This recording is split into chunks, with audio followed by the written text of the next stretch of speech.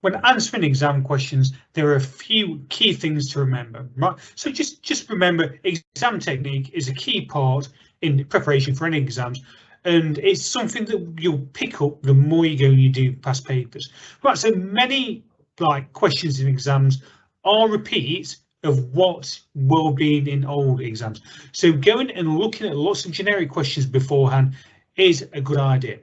When going and answering and questions and reading them, there's a few things just take into account. Make sure you go read the question at least twice so you don't make any mistakes when you're reading them. As you're reading them, go highlight key information. Don't make assumptions about what the question is asking.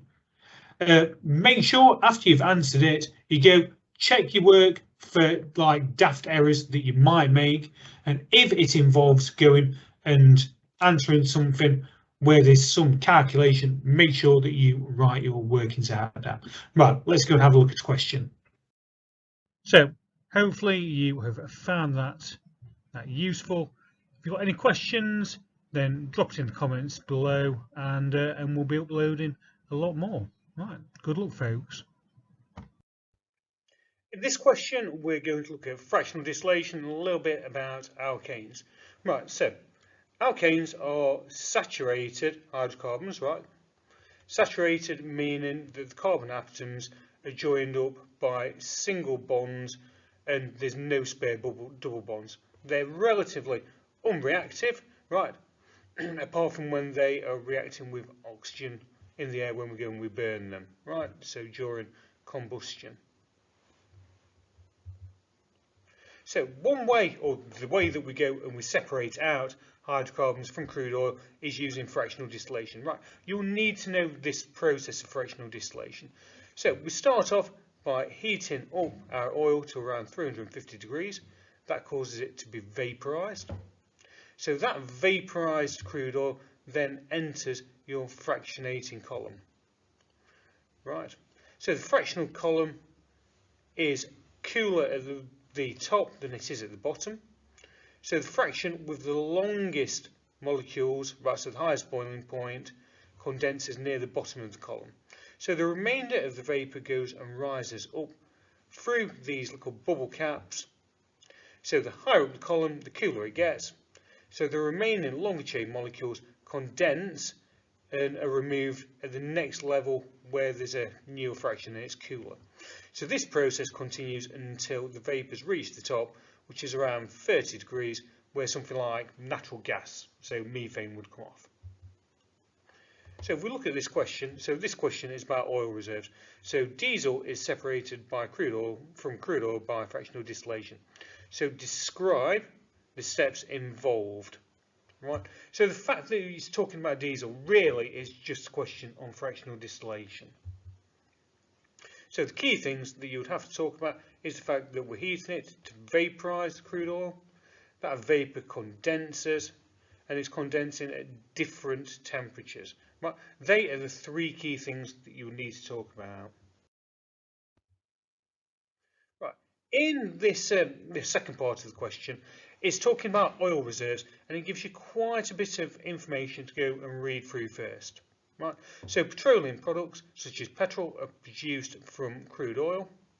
Right. So the graph shows the possible future production of petroleum from crude oil and its expended demand. Right. So we already know that whatever we do, we are going to have to make some reference to this graph.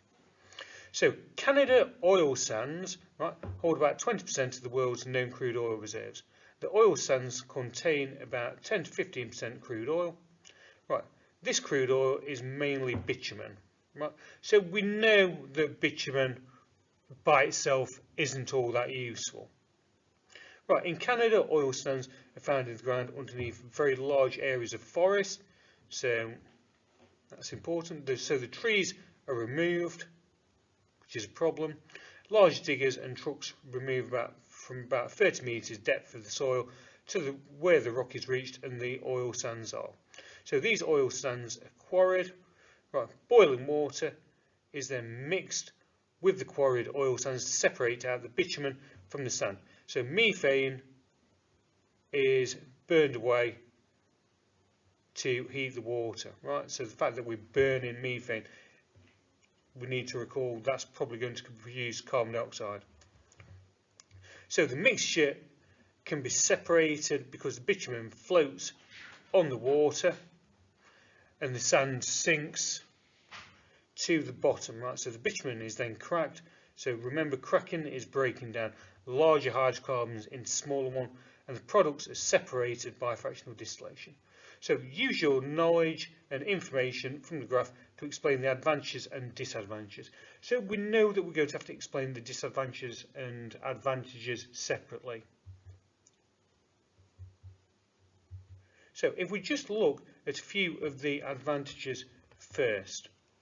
Right, so the fact that the oil sands are needed because crude oil is running out. So crude oil is needed because you can see from the graph that the demand is increasing.